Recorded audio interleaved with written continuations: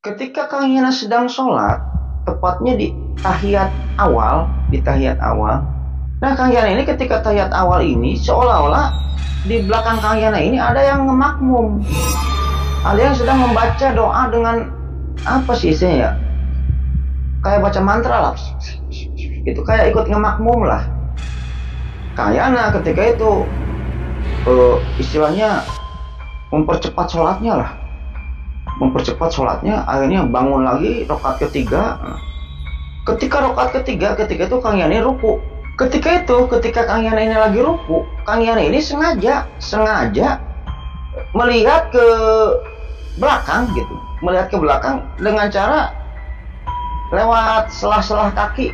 Kalau ruku kan kayak gitu ya. Ketika Kang Yani melihat ke belakang, ya Kang Yani mau teriak lagi sholat.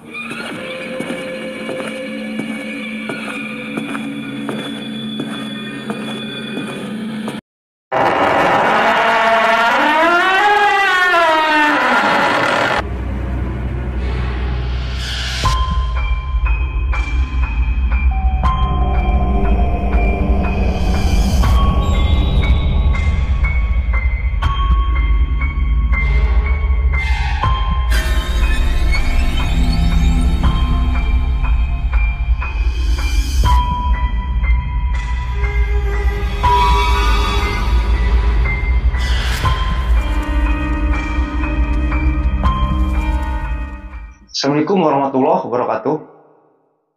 Bismillahirrahmanirrahim. Alhamdulillahirrahmanirrahim. Wa binasta'inu ala umuri dunia waddin. Wassalatu wassalamu ala asrofil anbiya'i wa mursalin wa ala alihi wa sahbihi ajma'in, amma ba'd. Oke, developers, kembali lagi bersama saya Lucky Developer. Jadi pada video kali ini kembali saya akan menceritakan suatu kisah horor atau mistis ya, yang dimana kejadian ini dialami oleh Kang Yana ya. Kang Yana di Kerawang. Jadi Kang Yana ini telah mengirimkan ceritanya kepada saya perihal bahwa yang dimana ketika itu kurang lebih tahun 2017-an lah ya, belum lama sih ya. Jadi dirinya ini pernah menghadiri acara undangan temennya. Di Kang Yana ini Kerawangnya ini di kotanya lah istilahnya kayak gitu ya, di kotanya. Jadi ada undangan dari temen SMA-nya yang nikah. Jadi rumah temannya ini gitu ya, rumah hajatannya itu di daerah pantai yang ada di Kerawang, intinya kayak gitu. Jadi jarak antara rumahnya si Kang Yana gitu dengan rumah temannya ini yang mau hajatan ini, kalau ditempuh dengan sepeda motor kurang lebih selama 3 jam, intinya kayak gitu. Nah, konon selama pergi dan pulangnya itu gitu ya, Kang Yana ini diteror dengan sosok hantu bunbir.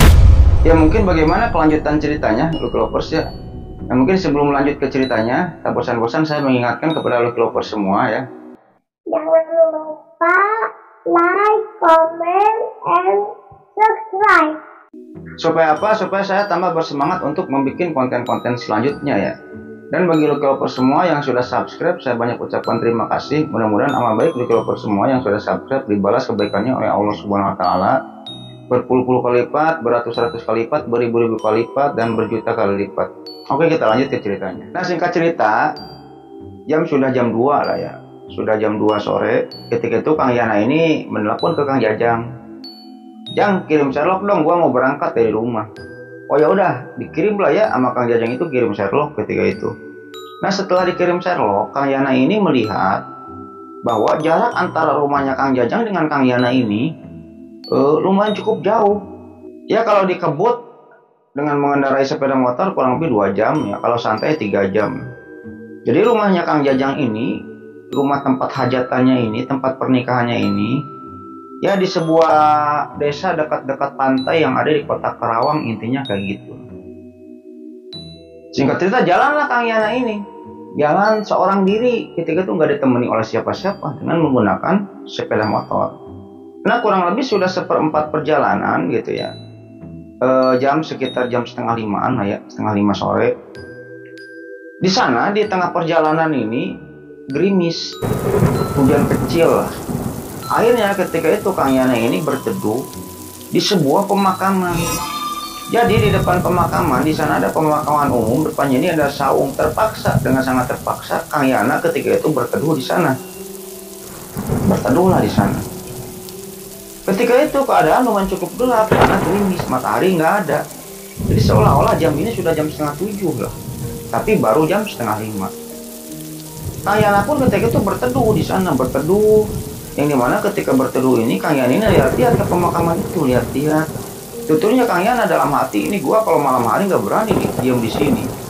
Intinya kayak gitu. Karena ketika itu masih sore, ya adalah motor 1-2 yang melewat. Ya akhirnya Kang Yana pun berani lah ya, karena masih sore. Nah singkat cerita, ketika Kang Yana ini melihat-lihat ke pemakaman itu, Kang Yana melihat ada kuburan baru. Jadi kan kalau kuburan baru ini kan kelihatannya dari tanahnya yang masih segar dan bunga-bunga yang ditaburi di atas kuburannya ini masih ada gitu. Intinya oh itu kuburan baru gitu. Cukup merinding Kang Yana ketika itu. Wah kuburan baru katanya kan, cukup merinding juga. Singkat cerita saja, akhirnya hujan pun reda, gerimis itu reda di jam setengah 6 gitu.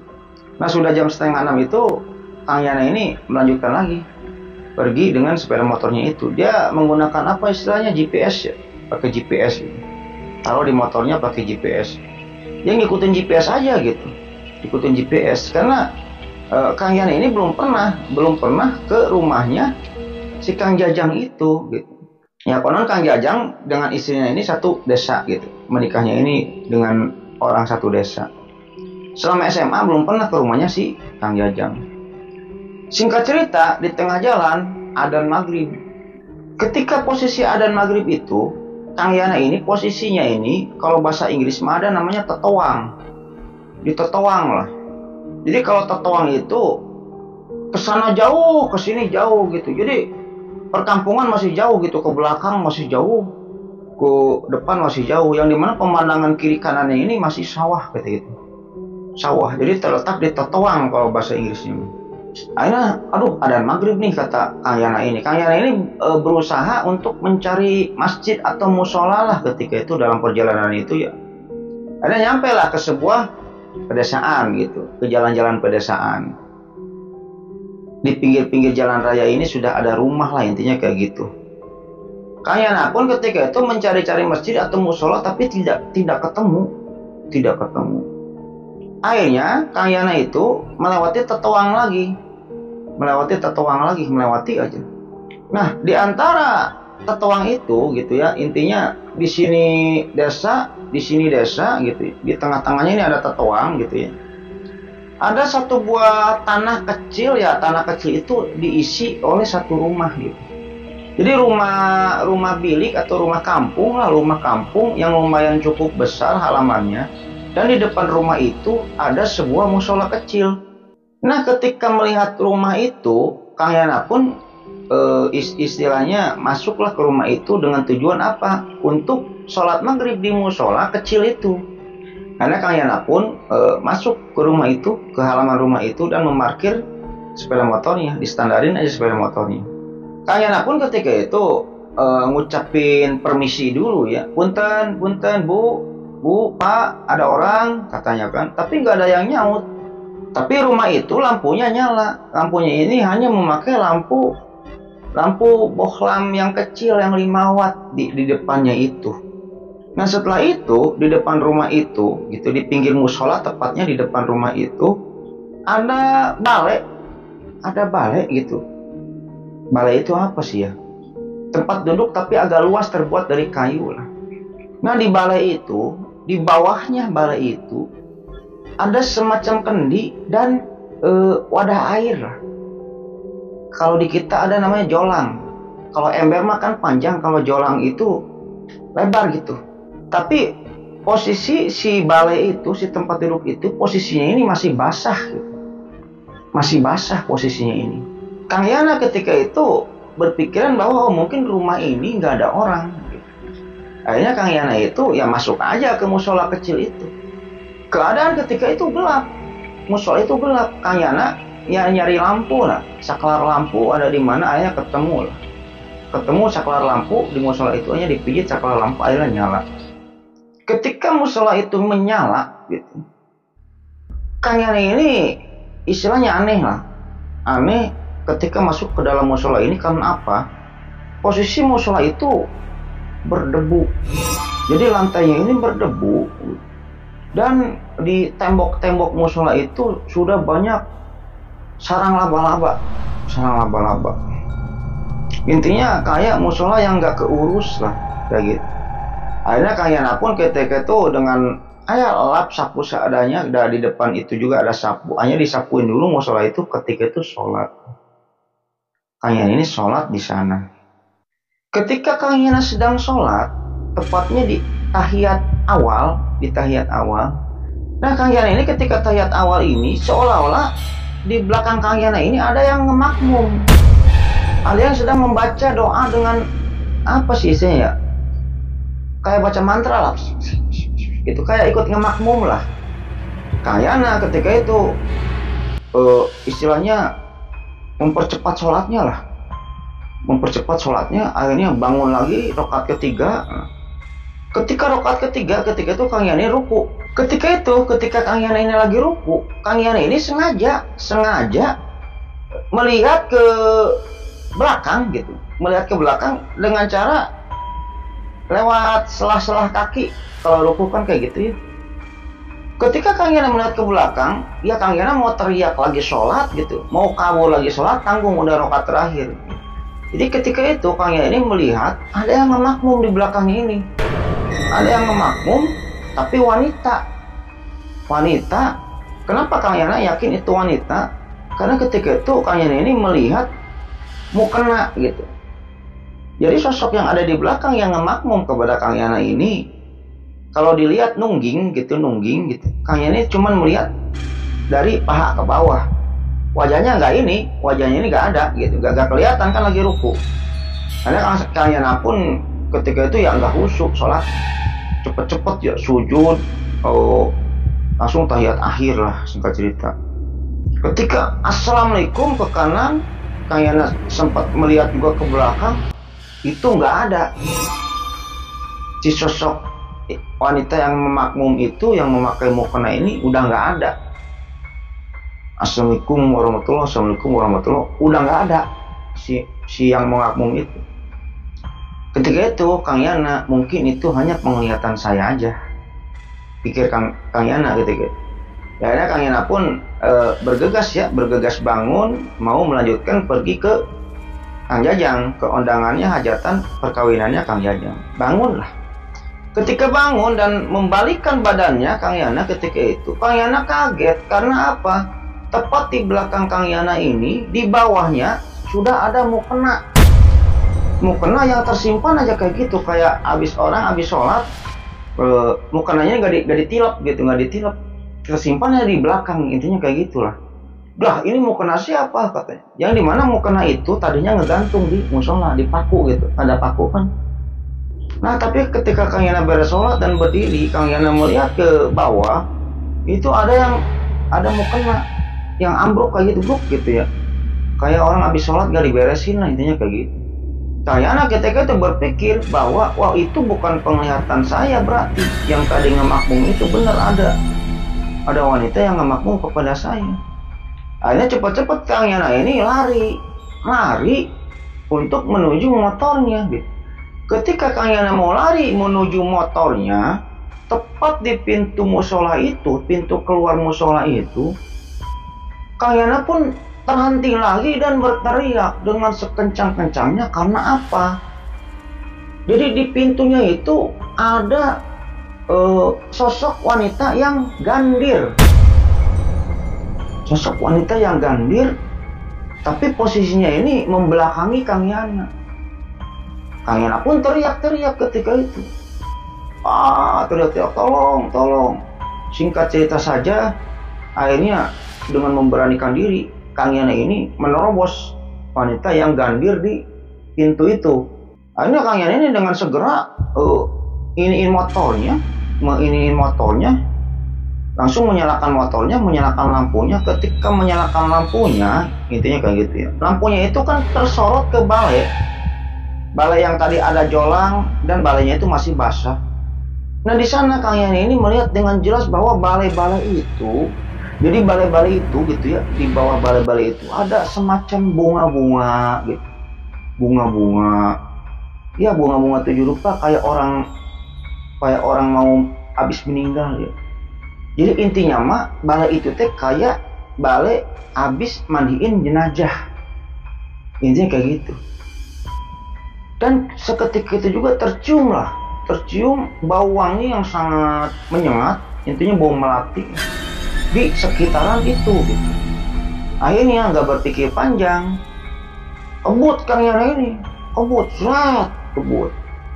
dengan modal sepeda motor, tetap nyalain GPS, kebut. Akhirnya sekitar 2 jam lebih, ketika itu 2 jam setengah, Kang Yana ini baru sampai ke hajatannya si Kang Jajang temennya itu.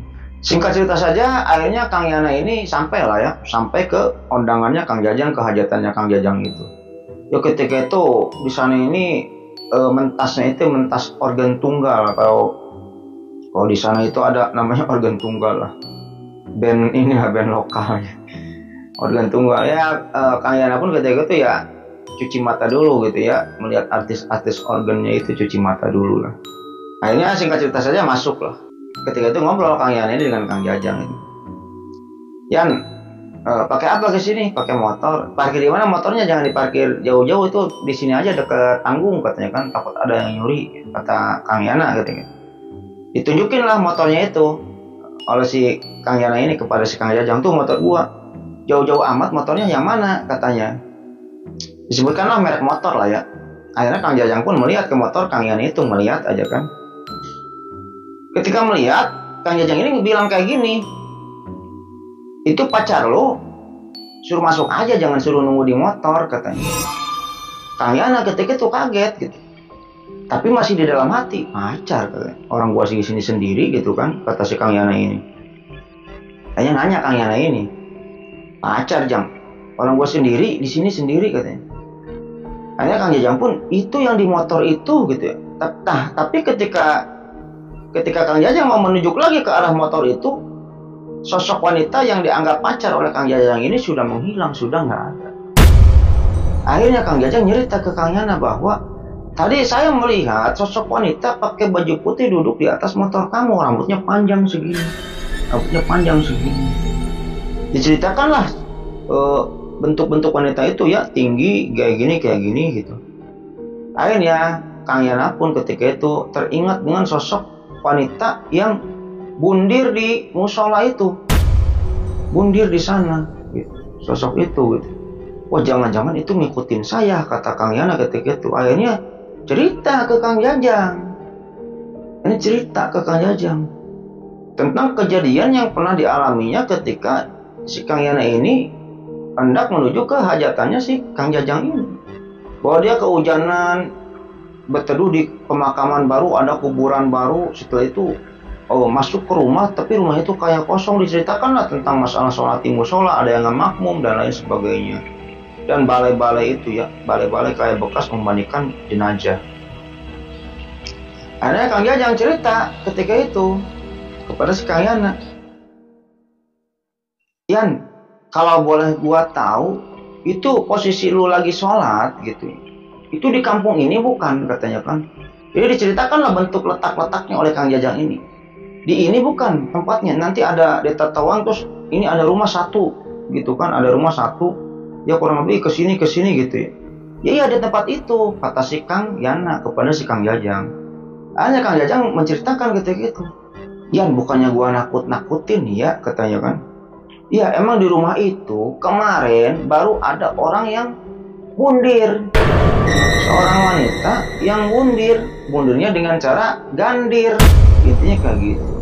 Terus dimakaminnya di mana? Kata si Kang Yana ketika itu. Ya itu dimakaminnya di sana, kata si Kang Jajang ketika itu. Oh, pantesan gua ketika itu melihat kuburan baru, kata si Kang Yana. Singkat cerita sudahlah, kejadian tersebut berlalu ya. Akhirnya kurang lebih jam 11 malam, Kang Yana ini pamit pulang lah ya. Kang Yana ini pamit pulang ke Kang Jajang. Kang Jajang ketika itu istilahnya nawarin nginep lah. Yan, lu daripada pulang malam-malam, sekarang mending nginep aja di sini, nanti pagi-pagi pulang. Soalnya apa? Di sini rawan begal, katanya. Jadi sarannya si Kang Jajang ini bukannya nanti takut didatangin oleh hantu bundir itu, bukan. Jadi kalau malam-malam di daerah sana ini banyak begal. Kata Kang Jajang ketika itu. Enggak Jang, gua pulang aja Jang, katanya kan, kata si Kang Yana ketika itu. Ketika itu si Kang Yana belum nikah ya. Ya oke lah. Akhirnya diantar sama Kang Jajang ini, diantar sampai ke perbatasan desa. Ketika itu diantar lah Kang Yana ini oleh Kang Jajang sampai ke perbatasan desa. Nah setelah sampai ke perbatasan desa, di sana sudah terlihat tapi lumayan cukup jauh rumah tersebut gitu, rumah itu dan kuburan yang Kang Yana ini berteduh. Nah ditunjukin lah sama si Kang Jajang itu kan rumahnya, terus itu kuburannya kan, kata si Kang Jajang gitu. Iya Jang, itunya itu emang baru aja kemarin ada orang yang bundir dengan cara gandir, katanya kayak gitu, kata Kang Jajang. Hanya sudah lah ya, kejadian tersebut berlalu. Akhirnya Kang Jajang pun berpesan, dia bukan pesan takut setan gitu. Nanti kalau ada motor di belakang ikutin terus, kamu nyari warung, katanya nyari warung, ngobrol dulu di warung, kalau nggak nyari orang-orang yang lagi nongkrong di pos ronda, kamu berhenti dulu karena di sini banyak begal, kata Kang Jajang ketika itu. Hanya Kang Yana pun jalan lah ya, Kang Yana ini jalan, setelah itu Kang Jajang pun pulang lagi. Nah ketika Kang Yana ini jalan, tepat di depan rumah itu gitu, tepat di depan rumah itu, motornya mogok karena habis bensin. Yang dimana ketika Kang Yana ini jalan pulang dari rumah Kang Jajang ini, memang motornya ini sudah kelap-kelip lah, indikator bensinnya ini sudah kelap-kelip. Tapi ketika itu ya Kang Yana seperti kita ya, kalau mau ngisi bensin kan sok haroream ya, sok malas gitu ya. Nanti ini nyampe sana, udah nyampe sana ada tukang bensin, oh nanti aja di sana katanya kan, sok kayak gitu suka kayak gitu. Kang Yana juga sama ketika itu, tepat di rumah itu, di rumah yang ada musolanya itu, bensinnya habis. Akhirnya Kang Yana ketika itu ngedorong aja nyari tukang bensin ketika itu.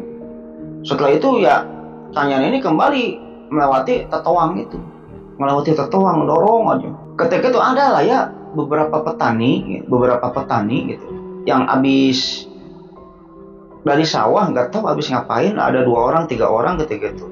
Ketika Kang Yana ini melewati beberapa orang petani itu yang sedang berjalan, Kang Yana pun nanya, Pak, kalau toko bensin yang dekat di sini di mana?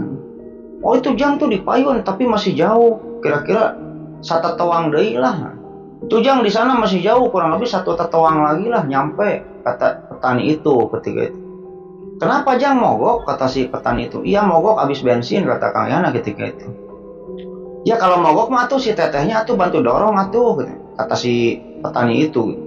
Jangan duduk aja di motor, si tetehnya bantu dorong, kata si petani itu kepada si Kang Yana. Teteh, kata si Kang Yana ini. Iya itu si tetehnya duduk aja di motor, bantuin ngedorong teh, kata petani itu, tapi pakai bahasa Sunda ketika itu. Akhirnya Kang Yana pun sadar ketika itu, ini pantasan motornya berat. Ternyata penglihatan si petani itu, di motornya ini ada yang duduk. Jadi di motor si Kang Yana ini ada yang duduk, pantasan ngedorongnya berat gitu. Tapi ketika itu Kang Yana tidak bisa melihat sosok wanita yang duduk di motornya ini. Ya akhirnya Kang Yana pun ya dengan sekuat tenaga lari ketika itu, ya lari mau gimana ya, mau ditinggal motornya ya sayang gitu. Tapi alhamdulillahnya ketika itu Kang Yana nggak bisa melihat sosok wanita yang duduk di motornya itu. Singkat cerita saja, di ujung tetuang itu gitu ya, akhirnya menemukan warung kecil. Akhirnya Kang Yana pun ketika itu ngisi bensin. Setelah ngisi bensin, pesan kopi dulu sebentar. Akhirnya ngopi-ngopi di sana. Setelah ngopi di sana, si ibu-ibunya pun ngobrol dengan Kang Yana. Habis dari mana? Habis dari mana Jang? Itu dari hajatan teman di desa itu. Oh yang itu ya, yang nikahan itu, kata si ibu warungnya itu. Dia Bu, katanya. Terus sama si ibu warungnya juga ngomong ke Kang Yana, itu si tetehnya tuh suruh masuk, katanya suruh duduk di sini di warung, jangan di motor terus, katanya kayak gitu. Kang Yana ketika itu gak bercerita kepada ibu warung itu, gak bercerita perihal bahwa dirinya itu sendiri, gak bercerita. Kang Yana ketika itu cuman, oh iya bu, mungkin itu si teteh capek habis mendorong motor tadi, singkat cerita kayak gitu. Akhirnya setelah ngopi-ngopi sebentar di warung itu, akhirnya Kang Yana pun ketika itu udah motornya diisi bensin, akhirnya balik lagi pulang. Belum melewati pemakaman itu, belum, Kang Yana itu belum. Nah singkat cerita, ketika Kang Yana ini menyalakan sepeda motornya, jadi sepeda motornya itu kayak yang berat. Jadi digas itu nggak maju-maju, jadi majunya pelan, kayak kita ngebonceng 3 gimana sih? Kalau ngebonceng 3 dengan ngebonceng 1 kan kerasa ya, sama kita kerasa. Nah ketika Kang Yana ini merasakan kayak gitu, Kang Yana ini ngomong sendiri, udahlah jangan ngikutin terus, katanya gitu kan. Itu kan di depan ada pemakaman, nanti kalau udah sampai ke pemakaman teteh turun ya, kata Kang Yana kayak gitu. Ya sambil berbaca-baca doa-doa yang dihafal lah, intinya kayak gitu. Nah anehnya ketika sepeda motor Kang Yana ini sampai tepat di gerbang pemakaman yang ketika itu dia berteduh, itu motornya terasa ringan. Jadi kayak seolah-olah si teteh itu gitu ya udah turun dari motornya. Tapi Kang Yana ketika itu nggak bisa melihat sosok yang menumpang di motornya itu, hanya merasakan bahwa motor itu terasa berat. Ya mungkin pikiran Kang Yana ketika itu ya mungkin itu sosok si yang bundiri musola itu. Akhirnya singkat cerita Kang Yana pun sampai ke rumah ya kurang lebih jam 1:30 atau jam 2 lah ke rumah ketiga.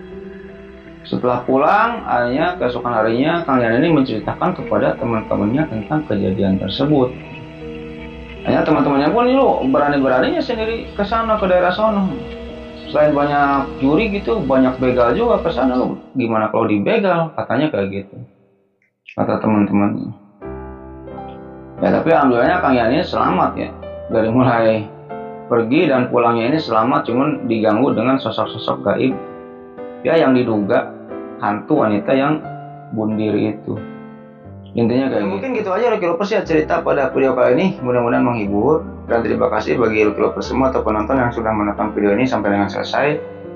Ambil sisi baiknya, buang sisi buruknya.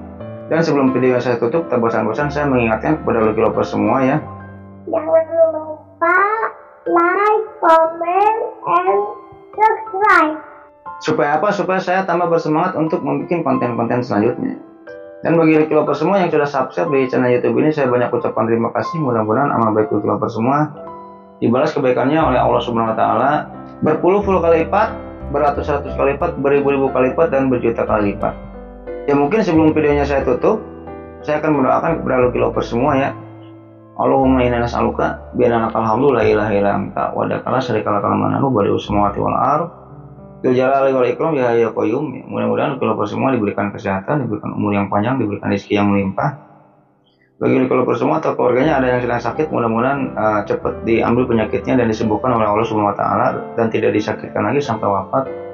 Dan yang paling utama, mudah-mudahan kita semua termasuk saya nantinya dikumpulkan dalam surganya Allah Subhanahu Wa Taala nanti di hari akhir dan mendapatkan syafaat darinya. Mungkin itu aja Lucky Lovers cerita pada video kali ini, mudah-mudahan menghibur.